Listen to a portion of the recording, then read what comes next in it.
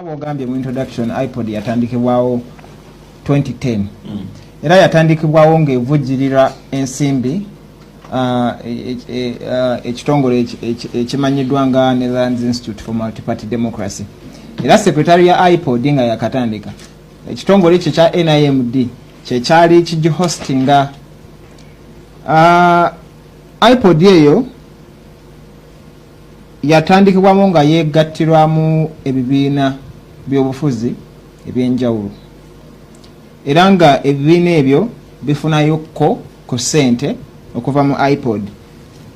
Bwe mba nga ntegera bulungi papasya essente zino zaali za Ipod, zaali za Netherlands Institute of gwe mpuliriza bulungi ogenda kutegeera.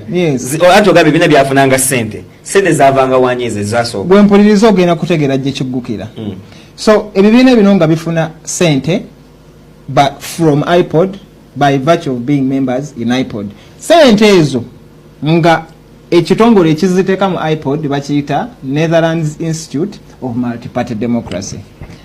Ipod tekyali kitongole ekyateekebwawo etteeka era kibadde kye existing nga private limited company. Mu 2010 still Parliament yakola enongosereza mu Political Parties and Organizations Act. Etteeka erungamya ebibiina by'obufuzi. Etteeka eryo ebibiina by'obufuzi byonna ebiri mu Uganda mu bifomingibwa. So Parliament nekola enongosereza mu tteeka eryo neteekamu akawaayiro ke tuyita section 14A. Nga akawaayiro kukagamba nti buli kibiina kya by'obufuzi mu ggwanga ekirina bammemba mu Parliament kijja kuweebwanga a percentage of the public funds government zeina.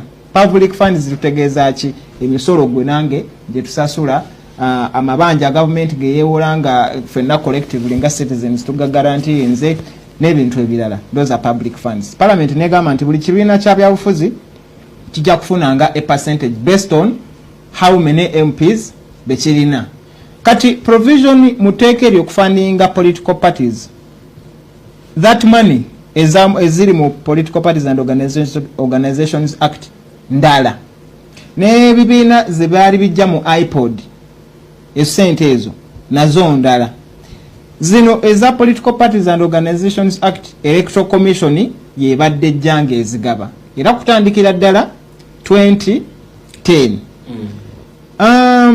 Fast forward NUP ejjawo the scene tufuna ababaka 57 mu Parliament and by virtue of okubeera n'ababaka abo 57 ne tubanga by law ekibiina kyaffe kiri entitled okureceiving sente by operation of section 14A of the Political Parties and Organizations Act. Ekyo kimu tuba tukyali awo nga tutuukiriddwa aba Ipod n'aba Ipod nabo baagala NUP ebeegatteko era ne mu Ipod naye wali akasente kaayo akalala. NUP bwetunula mu mpapula za Ipod nga tezitegereka kuba nkugambye Ipod yali operating nga private company. Recently nazzemu nenjikeberako nendaba nga bagiwanduukuluddeyo mu URSB but wabanga lwaki disputing anti we badde operating banajja mawulire ne baclarifying. So NUP bwegaana okuyingira Ipod yabatuukirira bagundi twalaba mwazze ku ssiini mwina n'abaka 5 mujje mutwegatteko. Nkugambye the mere fact nti NUP yafunye ababaka mu Parliament automatically by law charge entitling to the money era sente yazifuna okutandika May ezitali eza Ipod May 2021. So NUP egaana okuyingira Ipod kuba number 1 formation yayo tetegerekeka private company ate kibiina kyabufuzi ate tuli mu gundi negaana. Ekyokubiri already at that time waliwo okwemulugunya from political parties already ezaali muki mu Ipod zigamba tutudde summit nyingi tukola resolutions teziimplementingibwa. Ebimu ku bibiina by'obufuzi byali byemulugunya at that time banzikira bungi balimu ne UPC. Anyway, long story short, NUP egaana okuyingira Ipod. Abali mu Ipod basigala afuna akasente kaabwe. NUP efuna akasente kaki ka Political Parties and Organizations Act eziri mu teeka. Yes. NUP begaana okuyingira Ipod. This is what happened. the Netherlands Institute of Multi-Party Democracy NIMD ne pulling out of Ipod nebeera nga tekya receiving chi fund ebintu ebiri mu Ipod ne biba nga tebikya receiving chi sente kachitandika kachivujirira n'agamba nti bwe tubanga intention yaffe ya ku fostering a dialogue the second biggest party in parliament teri represented ate tuba tukyali kuki ne pulling out ne gamba we shall come back nga mulese NUP on board. When was that? This is 2022 mu September Ipod yawo nga NIMD maze okubivaamu ne jukina nagambi yali hostinga ne secretariat ya Ipod so NIMD bwe bivaamu Ipod esigala mu banga ne bagenda ne banoonya yakayumba yentinda ne babeera eyo ne yabagoba no bagoba ati bwe ngamba nti sikya hostinga wano beno ni ku Steve nonyako ewalala gy'okolera oba olina kweyiya Ipod netandika okweyiya so mu September nga 2022 kye bayita Ipod Council ba meetinga guess who Minister of Justice and Constitutional Affairs Mukolo Robert Mao Mukolo Robert Mao jukira bali bakamutekako nga Minister wa Justice mu July omwaka ogwo gwe gumu so ba meetinga Mao oyo ne bemulugunya ne bagamba Ipod twatufuna sente mu NIMD yakivamu tetukyafuna sente so guess what they did ne basaba nti ku sente ebibiina by'obufuzi ebiri mu parliament zibe bibadde bifuna by operation of the political parties and organizations section 14 bajjeko 15% bajjeko obutundu 15 ku sente ebibiina by'obufuzi bino gye birina okufuna mu mateeka bazisindike wani ewa Ipod mbuzirwaninga emirimu gyaki gya Ipod jukira abadde avugira Ipod yakikoze eki akivuddemu of course minister ne Mao yenyini byayogera ku NUP awo bingi ebimu ku byo agamba agenda concentrating ku NUP okumala emyaka emeka ebiri nti anagenda okumala whatever byagenda okola nga NUP tekyaliwo n'ebirala so netubeerawo NUP nesigala ku stand yayo tetuyingira Ipod kubanga number one it's not a creature of it's not a statutory body tewali teeka lyonna litukomperinga kubeera mu Ipod sente za Ipod tetuzeetaaga already tufune zaki za political parties eziri mu mateeka maybe nga sinagenda maaso kankuwe some sort of background why it would be necessary to fund a political parties emirimu gye zikola sijjazo zongazo n'abagirimu mirimu gya ggwanga and the entire public and the only way the public can hold these parties are there's no way a public part of whose taxes do not go to these political parties or these public bodies would now stand up and demand for accountability from these parties. Era ekintu ky'okufundinga political parties it's everywhere, even in the US, it's in Germany and many other countries is practicing enkola ya demokrasia. So anyway kanzire wali malirize mu bufunzi.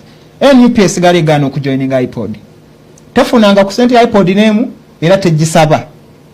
Mu 2025 baleeta ennongoosereza mu political parties and organizations mwe tubadde tufunira sente si mu Ipod nga tubagamba Ipod tetwetaaga gye gatako kubanga teri muki mateeka tewali teeka litulukwalinga kubeera member so baleeta ennongoosereza mu Political Parties and Organizations Act ne bakola kino ne bagamba nti from now on Ipod is an organ of the National Consultative Forum. The National Consultative Forum is a statutory body formed under the Political Parties and Organizations Act. Era mweyo body NUP tuli ba deputy chairperson.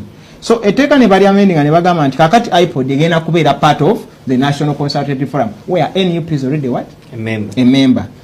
So buli member wa National Consultative Forum abagenda fuka member wa Ipod by common sense. But this is what the law went ahead to say. Eteka ne ligamba nti era ne lirukayalinga buli alina representation mu parliament okubeera member weyo Ipod eri mu NCF. Etteeka lye limu lyagamba kino and it's the most important. Lyagamba minister wa justice mu Luganda kyeki wa mateeka nesigedda muzo mikale minister oyo alina okukola kye tuyita statutory instrument abatakitegera bulungi. It is a rule, a set of rules is clarifying etteeka eryayisiddwa ligenda ku implementing bwalitya atekewo amateeka agalungamya butya political party ziyingira Ipod n'okugifuluma. Statutory instrument eyo bw'omala ogiteekawo ogigazeetinga mu Uganda Gazette, then n'omala n'ogenda n'ogiteeka kye tuyita laying n'ogiteeka mu parliament either n'egiapprovinga oba n'egigaana. Etteeka eryo lisayiningibwa mu June 2025. So Ipod okweexistinga nga kati bwe existing under the law kyatandika mu June 2025. Naye etteeka statutory instrument minister gy'alina okuyisa teyisibwanga paka kati. So by common sense and by law, Ipod as presently constituted under the Political Parties and Organizations Act does not have a what? A member. Because tewali teeka lirungamya bayingira batya bafuluma batya. So anyway bwe bikyali awo Minister Mao awandika ebbaluwa nga 2 July n'agiwandikira Electoral Commission n'agigamba temuddamu kuwa ssente ebibiina byabufuzi byonna paka nga amaze okonsultinga ba stakeholders n'okukola statutory instrument egenda operationalizing etteeka eryo. Nze tubadde tufuna n'agamba nti muziyimirize owa 2021. Yes. N'agamba nziyimirize. Tewayita wiiki 3 Mao n'awandika ebbaluwa endala nga 25 August. N'agamba nti tumaze okukonsultinga kakati be bano beolina okuwa ssente NRM, FDC, UPC, JEMA, UPC, DP ne PPP ebiina 6 nga temuliiko. NUP terimu. NUP gye ba-excludinze is not just a member of NCF Ipod kati mweri. It is also the deputy chairperson of NCF. Mwemwina deputyship. And there's also concept mateka gye bayita legitimate expectation. Mu bufunze NUP bangeze efuna ssente zino already by virtue of having representation in parliament. Waliwo expectation nti ssente zino zigenda continuing okujja until there is a justification not to. And whenever a decision is taken obutatu involving mwino to consulting. Kitegeera. Anyway, Mao awandika ebbaluwa yagamba kakati mutandiko wa ssente ne NUP temukola ki? Temujiwa. Of course mateeka that's illegal. So this is what NUP did. Ne tuwandika amabaluwa nga tugawandikira EC ne Minister of Justice nga tubalaga nti kyemwagala okukola kino tekiri mu mateeka. Tetwakomawo ne bwe baagana otuuliza ne tugenda mu kooti. Ne tugamba nti okukeera ku macha minister n'asala nti NUP terina kuddamu kufuna ssente. Kimanya mateeka olw'ensonga n'etteeka kwa basingibwa terinakola ki? Terinaba kubeera nga liri mu nkola. Tasobola gamba nti ssente tuziwadde bano bamemba ba Ipod nga technically tewali member waki wa Ipod. So paka kati NUP terwanira kubeera member wa Ipod era terwanira kufuna ssente zaki za Ipod. In any case tulina petition endala mu Constitutional Court nga tuchallenging amendment ya making a Ipod to be part of the National Consultative Forum. So temuna wandikira Ipod. So NUP njagala ntegere bulungi. NUP tenaba kugenda mu court gamba nti lwaki batulese out. We are simply challenging the exclusion of NUP from the funds that it has been receiving since 2021 even without having to be a member of what? Ipod. Ebyo nanga bikyali awo waliwo practicalities eziri involved. NUP si kibiina kya buyeekera, si kibiina kya kinoomu. It's not some kind of NGO. Nga bwe nagambye emirimu gy'ekirwaninga emirimu egyo giri in the public interest. Kyetaaga ssente okulwaninga kubanga rugimu eno yemu yegamba tufuna ssente okuva mu bali b'ebisiyaga simanya tufuna ssente mu kina biki. So bw'ojjawo ssente ze tubadde tufuna mu tteeka liri bagamba nti ssente ezo bazibawa 1 okubayamba okuparticipatinga mu elections. Number 2 okulwaningayo day to day activities. Bw'ojjawo ssente ezo manyi kyoba okoze oba okurepolinze kibiina ky'ebyobufuzi. But we already have a trail of bad faith in Museveni already abadde ajja nga agamba ekibiina kya NUP tugenda making sure tekyafuna ssente. Ne comments zama about NUP zerogera. So in brief kikulaga nti ebikoleddwa bino byonna biri in bad faith. So NUP yakubira endulu mu court negamba nti lwaki batu excludinga based on an illegality. Okay. Kyoyanza otusigidde sofa otusigidde ekifaananyi ekirungi ku Ipod n'ebibadde bitambuzibwa nti muli mu kwegayirira babateeke ku lisiti wala bine byafunye da ssente zisembye. Sikumalidde yawo. So bwe tugenda mu kooti twasiikinga injunction nga tugamba nti nga tebanawuliza musango gwonna kooti esooka eyimirize okuteekebwa mu nkola eno order ya Norbert Mao kubanga emenya tteeka. So this is what the court did. Kooti tusooka neewaayo nga wiiki emu nga tenateekawo hearing nega balimu basavinge baddemu. Mu wiiki emu this is what happened. Electoral Commission yareleasinga sente. Yareleasinga 8.5 billion to NRM. That 8.5 billion ya miezi emeka? Yes, because sente zireleasingwa every quarter. Releasing about 740 million for FDC.